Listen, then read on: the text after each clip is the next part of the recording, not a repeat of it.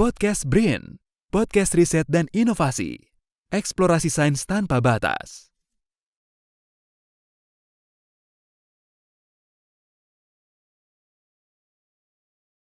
Assalamualaikum warahmatullahi wabarakatuh. Halo kawan BRIN, selamat datang di podcast Badan Riset dan Inovasi Nasional.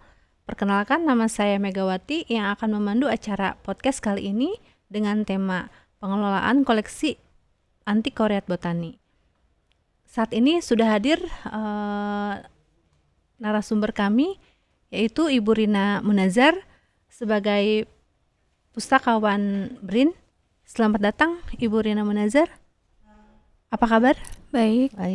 Bu Rina Munazar, menarik nih tentang pengelolaan koleksi antikoriat botani. Sebagai pengelola antikoriat botani, boleh dijelaskan kepada kawan BRIN apa itu antikoriat botani? Oke. Antikvariat adalah buku atau bahan pustaka yang berusia 50 tahun atau lebih. Dalam hal ini, antikvariat yang kita akan bahas adalah antikvariat mengenai tumbuhan. Baik. Bu Rina Munazar, sebagai pengelolaan koleksi antikoriat botani, berapa lama di BRIN ini? Saya sudah bekerja 30 tahun dan sudah 4 kali pindah perpustakaan. Yang pertama saya di perpustakaan biologi yang perpustakaan pusatnya, terus kemudian saya di perpustakaan mikrobiologi saya pernah juga, terus perpustakaan botani, terakhir saya di perpustakaan Kebun Raya Bogor. Baik. Alasan apa sih Bu, kenapa Ibu terjun di bidang koleksi antikoriat botani ini?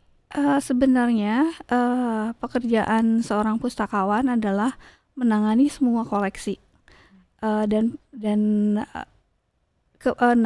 yang menarik buat saya, pengalaman pertama kali saya mendalami bidang buku antikvariat ini adalah dorongan dari, saya sebutkan nama seorang yang membuat akhirnya saya cinta dengan buku-buku koleksi antikvariat ini adalah seorang profesor yang bernama Profesor Min Rifai. Dia yang pertama kali mendorong saya untuk mempelajari apa itu buku-buku, untuk melihat semua koleksi yang ada di sini, yang ada di perpustakaan. Dan saya ketika saya berbincang-bincang dan ikut, waktu itu Pak Min itu punya murid, dan muridnya itu diwajibkan, murid pasca sarjana diwajibkan untuk mencari buku-buku yang terdapat di koleksi perpustakaan, dan mereka rata-rata yang dicari adalah buku-buku antikvariat. Dari situlah awal mula saya tertarik, apa sih yang menarik dari buku tersebut, dari koleksi tersebut. Dan Pak Min lah yang mendorong saya untuk mendalami, untuk mempelajari. Ya, walaupun saya bukan bidangnya, tapi dia selalu memberi motivasi, baca deh, kamu akan tahu tentang informasi yang ada di buku tersebut. Dan informasi itu di buku tersebut itu banyak sekali, dan itu pas saya baca, kemudian saya mencoba mempelajari, dan itu saya rasa itu menarik sekali, karena itu berisi tentang sejarah tumbuhan, terus awal mula tata nama tumbuhan, terus macam-macam jenis tumbuhan itu. Baik. Boleh Ibu menjelaskan berapa banyak sih yang koleksi antikoriat botani ini? Sekitar 8.000-an ya. Banyak sekali ya Bu. Karena itu meliputi buku dan jurnal. Untuk buku yang biasanya dipakai Rumphius, terus Burkill, untuk jurnal yang sampai sekarang masih dimanfaatkan dan dipergunakan, Blumea,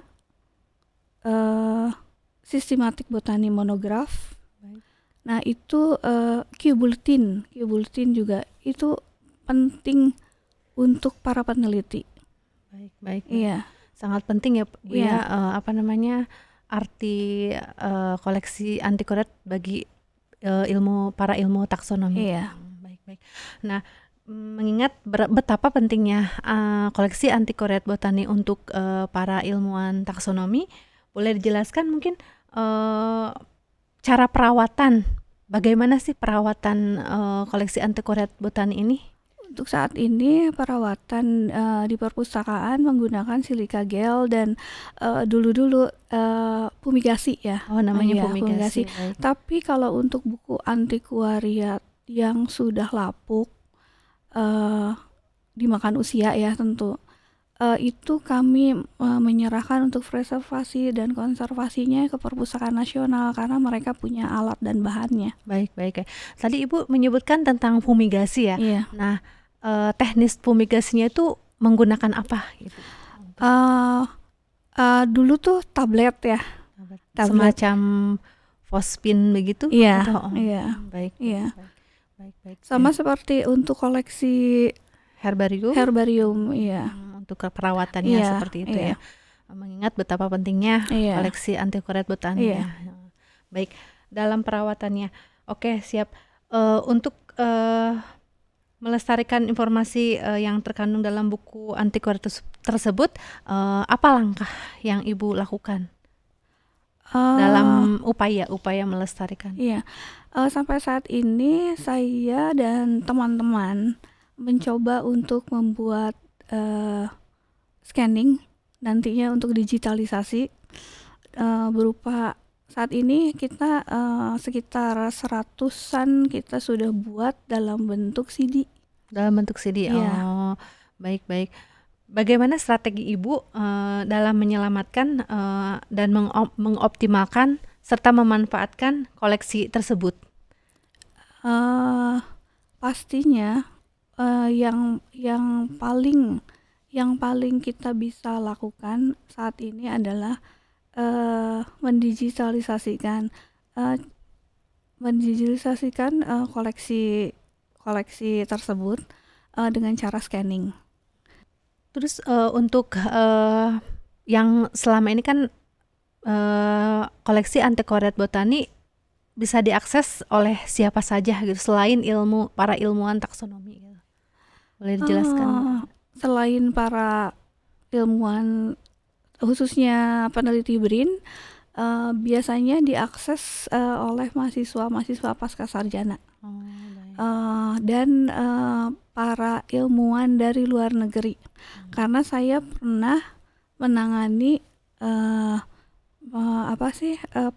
peneliti dari luar negeri yang datang langsung atau dia meminta penelusuran lewat email. Baik. Berarti banyak yang dari luar negeri datang ke koleksi. Karena termasuk perpustakaan BRIN ini termasuk perpustakaan yang cukup lengkap ya untuk koleksi bahan antiquariat ini. Dan saya pernah salah seorang dosen dari yang sekolah di Bogor pasca sarjana, dia bilang bahwa koleksi antiquariat yang dimiliki oleh perpustakaan BRIN ini termasuk koleksi yang terlengkap di Indonesia ya. Iya. Baik. Untuk koleksi taksonomi ya. Untuk masalah tadi buku antikoret yang koleksi botani itu yang paling tertua boleh dijelaskan Ibu? Sekitar tahun abad 18 ya. Abad 18. 1800. Dan itu banyak dimiliki di perpustakaan BRIN, dan itu mengenai tumbuh-tumbuhan yang ada yang tumbuh di Indonesia seperti misalkan salak ya. Kan di sini ya. Baik. Nah, itu informasi tentang salak itu lengkap di salah satu buku antiquariat itu. Dan itu dijadikan rujukan buat para mahasiswa yang pasca sarjana. Waktu itu saya pernah ngebantu mahasiswa S2 dan S3. Baik. Selain buku yang tadi disebutkan, ada buku lain yang lebih Yang ini Palem ya, karena Palem kan ada ahlinya kan di botani, Bu Himah Bu dan Himah Rustiami, betul. dan Pak Arikim. Pak Arikim, Ya. betul. Nah itu mereka pasti acuannya itu ke buku-buku Ke buku antiquariatnya tersebut. ya. Ya, bisa jelaskan, bisa dipahami mungkin Bu Rina ya, para peneliti mengakses buku-buku tersebut di koleksi yang Ibu kelola ya. Betapa pentingnya ya Bu Rina tentang manfaat dari koleksi antiquariat botani ini. Iya. Baik. Apa sih itu koleksi antiquariat botani? Koleksi antiquariat botani, khususnya botani, itu tidak akan lekang oleh zaman. Itu adalah harta yang paling berharga karena berisi berjuta informasi mengenai tumbuhan, mengenai sejarah tumbuhan, mengenai penyebaran, dan mengenai siapa yang menemukan pertama penamaan tumbuhan tersebut. Saya bisa kasih contoh dari pengalaman saya menggunakan informasi buku antiquariat itu. Kebetulan waktu di Kebun Raya Bogor itu waktu itu dia di badan UNESCO masuk untuk heritage. Nah, untuk mendapatkan informasi mengenai kebun raya itu kami dapat semuanya informasi itu di perpustakaan, khususnya di buku-buku yang katalognya kebun raya itu banyak banget membahas tentang tumbuhan yang pertama kali dimiliki oleh kebun raya yang ditanam, yang dibawa dari di buku tersebut sekitar tahun 1823. Itu mengenai jenis-jenis tumbuhan yang ada di Bogor, di Kebun Raya Bogor, dan itu dijadikan salah satu acuan gitu untuk kebun raya menjadikan World Heritage. Dan untuk saat ini kami sedang menunggu perkembangan dari UNESCO untuk penerimaan kebun raya sebagai World Heritage State. Baik. WHS. Iya. Dan itu didapatkan dari buku-buku antiquariat tersebut, informasi-informasinya. Baik. Demikian paparan dari narasumber kami, yaitu Ibu Rina Munazar. Terima kasih untuk semua paparannya, sangat berguna sekali untuk kawan BRIN semua. Terima kasih untuk waktunya dan semoga memberikan manfaat kepada kawan BRIN dan semua kalangan masyarakat. Terima kasih juga saya diberikan kesempatan untuk menginformasikan apa itu antiquariat, dan sekiranya ada yang lebih perlu untuk kelanjutan tentang informasi itu bisa didapatkan di perpustakaan BRIN. Terima kasih Ibu Rina atas diskusi kali ini. Demikian podcast kali ini. Sampai jumpa di podcast selanjutnya. Salam eksplorasi sains tanpa batas. Podcast BRIN, podcast riset dan inovasi. Eksplorasi sains tanpa batas.